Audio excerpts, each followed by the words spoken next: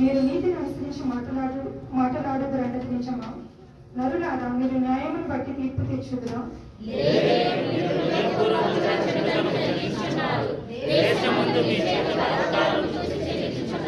తల్లి కడుపున పుట్టినది మొదలుకొని భక్తిహీనులు విపరీత బుద్ధి కలిగి ఉందరు.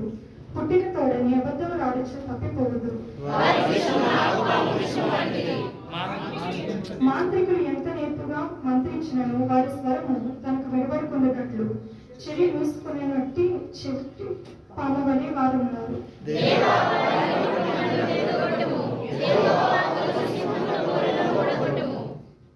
పాడి నీళ్ళ వలె వారు గతించిపోదురు. అతడు తన బాణములను స్పందింపగా అవి తునాతునకలైపోదురు.